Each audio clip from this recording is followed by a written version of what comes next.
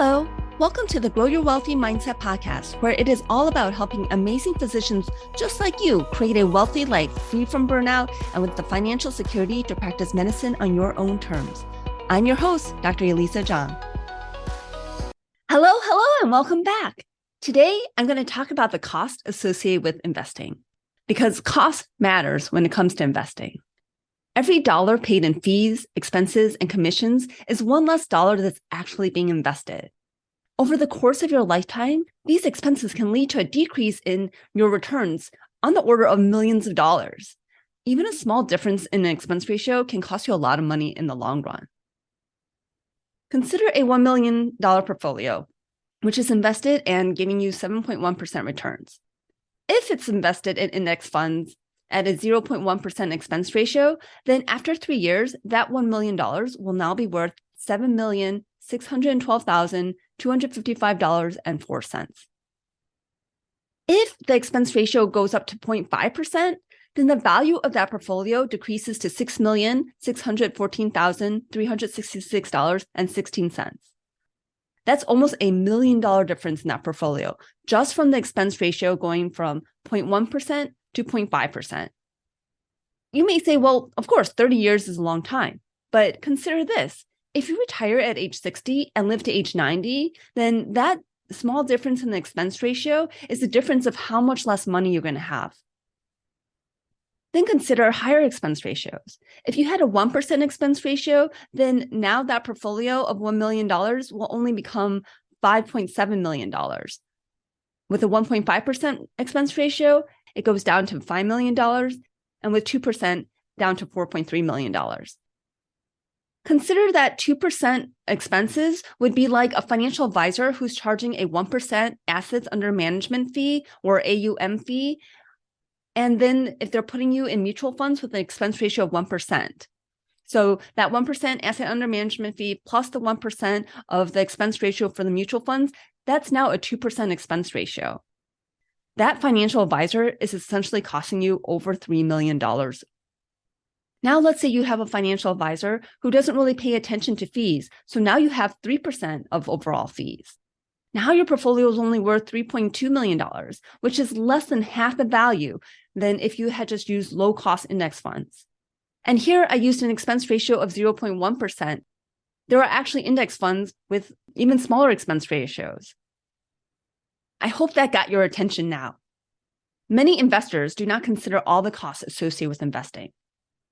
There are the costs that the individual investor pays, like advisory fees and trading fees, but there are also other costs that are more indirect. This could include brokerage commissions, legal fees, marketing expenses, security processing expenses, and transaction costs.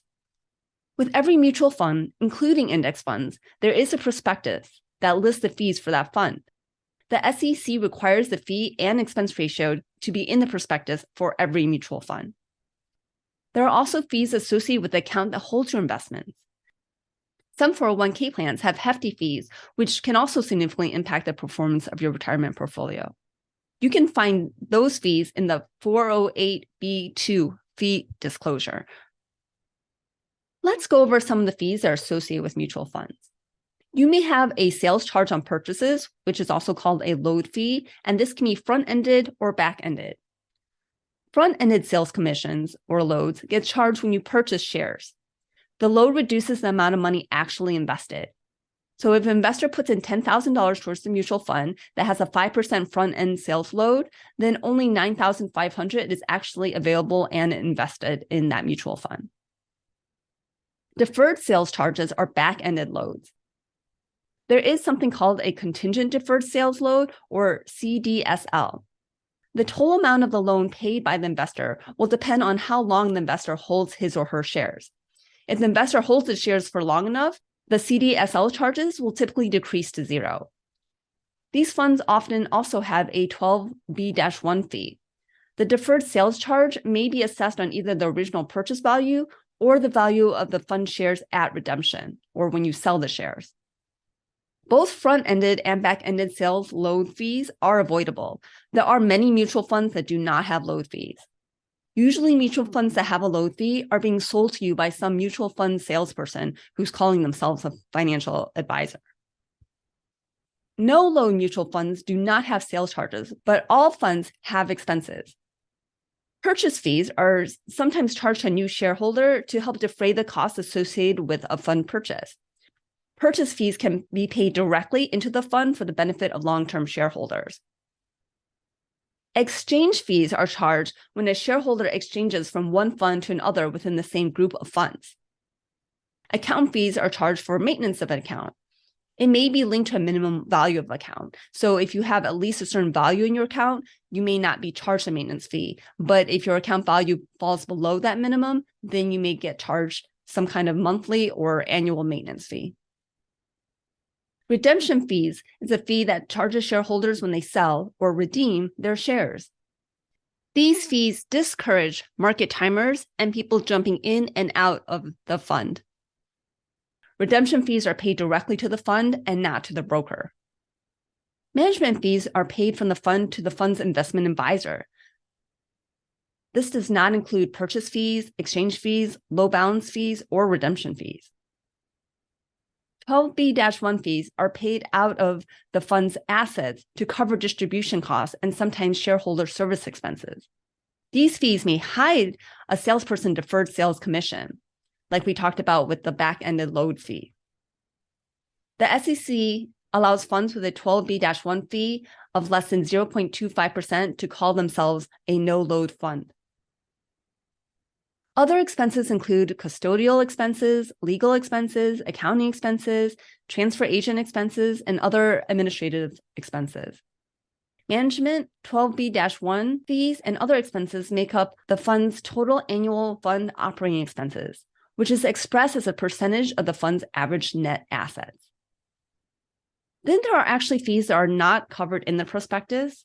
There can be some hidden transaction costs. A mutual fund incurs a fee every time someone actually buys or sells a security. Transaction costs include brokerage commissions, bid offer spreads, and market impact costs. The more turnover in a fund, the higher the transaction costs. The average brokerage commission cost for mutual fund managers is around 0.38%. Every time a security is bought or sold, there is a hidden spread that is the difference between the market maker bid and ask spreads. The average annual spread between the bid and ask prices was 0.34% in 2004 when I could find data for it. Compare this to only 0.06% for index funds. Turnover refers to the amount of buying and selling activity that's done by the fund manager in a given year. If there's a turnover of 100%, that indicates that the manager bought and sold the average stock in the mutual fund every 12 months. Turnover includes the cost of brokerage commissions, spreads, market impact costs, management costs, and generally taxes as well. Funds with a lower turnover cost tend to have a higher return than similar funds with a higher turnover because of all these costs. Index funds tend to have very low turnover because it's really just buying all the securities on that index and holding them. Exchange-traded funds, or ETFs, charge an expense ratio to shareholders to cover total annual operating expenses. The ETF expense ratio is expressed as a percentage of the fund's average net assets and can include various operational costs such as administrative, compliance, distribution, management, marketing, shareholder services, record-keeping fees, and other costs. The ETF expense ratio, which is calculated annually and disclosed in the fund's perspective and shareholder reports, directly reduces the fund's returns to the shareholders, and therefore the value of your investment. The prospective gross expense ratio is the percentage of fund assets used to pay for operating expenses for running the fund, which includes all the management fees, the 12B-1 fees, administration fees, and all other asset-based costs incurred by the fund, except for brokerage costs. Administrative fees include the cost of things like record keeping, mailing the prospectus, customer service, and even website maintenance. The prospective net expense ratio is the percentage of fund assets to pay for operating costs, but also includes any reimbursements and waivers. So if a fund has a 2% gross expense ratio and a 1% net expense ratio, this indicates that there's actually 1% of the fund's assets that are being used to waive fees or reimburse expenses. This may occur for new mutual funds in order to have them help attract investors to buy into the fund. Think of it like a retailer who's offering a promotion when they open a store. Generally, there'll be a promotional period, which will end at some point, and it will revert to the gross expense ratio.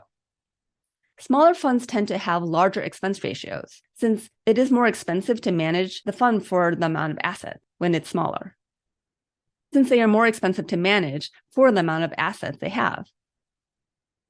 If the fund grows its assets under management by getting more and more investors to buy into the fund can actually become less expensive to manage, which lowers the expense ratio. If there's a large difference between the gross and net expense ratio, this can indicate a higher expense later on, since eventually the reimbursements and waivers will disappear. Over the past 2 decades, fund expenses have trended significantly lower, which has been good for investors. Fidelity offers a zero expense ratio index funds. When I looked at the prospectus, it actually says that both the gross and net expense ratio listed is 0%, which means that Fidelity, the company, must be covering the operating costs for these funds and not taking the costs incurred by these funds from the fund's assets. The average expense ratio for all of Vanguard's ETFs is currently 0.06%, according to their website. When looking at funds and cost, it's important to compare funds that own similar types of investments. For example, international funds are typically more expensive to operate compared to domestic funds because they invest in many countries, and they may even have staff all over the world, which equates to higher research expenses and all that payroll. While it's reasonable to compare expense ratios across multiple international funds, it may not make sense to compare the cost of an international fund against a domestic fund. In this case, I'm really talking about actively managed funds as well. So that's a lot about the cost of investing in index funds or mutual funds.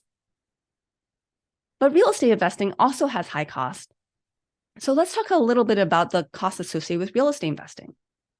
Real estate investing has high costs associated with every transaction. There are closing costs every time you buy and sell, which is typically around 3% of the sales price. There's also a cost for the title check, title transfer, and if you're purchasing, title insurance. There's even a cost for paying and receiving money through wire transfers. If you're getting a loan on a property, there's the cost associated with getting the loan. This includes appraisal costs, credit check costs, any points you may pay to lower the interest rate, as well as charges from the mortgage lender. Whenever you have an accepted offer on a property, you're likely going to be paying for some inspection, if not multiple inspections. Then there's the cost to the realtor, the broker, or if you're buying the piece of real estate through a wholesaler, all of these have costs. Typically, whoever's selling the property is paying for the real estate agent representing both the buyer and the seller. And of course, with real estate, there's also holding costs. That includes costs of utilities, the mortgage, insurance, any maintenance, landscaping, as well as property taxes. With landscaping, you want to consider mowing the grass, taking care of any gardens, trimming any trees, and even fall leaf cleanup or snow removal, depending on the location of the property. I mentioned property taxes already, but there's also potentially capital gains taxes. And if you want to avoid capital gains taxes by doing a 1031 exchange, there's the cost of having a qualified intermediary. I think you get the idea about how many costs there are with real estate investing. Early on in real estate investing, you may find yourself paying a lot doing inspections on accepted offers, but may not end up buying a property due to the findings on those inspections and that the seller was not willing to negotiate to make the purchase a good deal. But you will learn a lot with each inspection, and that inspection could potentially have saved you a lot of money by preventing you from buying a bad deal. It is possible that you can eliminate some of these costs. With real estate, you may be able to pass on some of these costs to your tenants, like the cost of utilities or the cost of landscaping. If you are in commercial real estate, there are a lot of costs that actually can be passed down to the tenants if you do something called a triple net lease. The important thing with real estate is you always want to have positive cash flow at the end of the day, which means that your income has to be greater than all of your expenses and costs. By knowing the costs associated with real estate investing, you're in a better position of evaluating a potential real estate investment purchase and ensuring you have positive cash flow. The real take-home point here is to be aware of the costs that you're paying and understand what the true cost is to you when it comes to your return on investment. Everyone you work with when it comes to managing your money and your investments, is somehow getting paid for their service. You want to pay a fair price for the value each person you work with provides you, just like you want to get paid a fair price for the value you bring to others. I know that was a rather dense episode, and thank you for making it to the end. I hope you're getting lots of value out of listening to the Grow Your Wealthy Mindset podcast. Thank you so much for your time, and thank you for listening. If you enjoyed this episode, I would love it if you could share it with your friends and colleagues. And now for the disclaimer. I am not a certified financial planner, accountant, or attorney, and nothing I say should be construed as professional investment, tax, or legal advice. This show is primarily for your education and entertainment. I am a physician, but I'm probably not your physician. So if you need any medical advice, please contact your own physician. Thank you.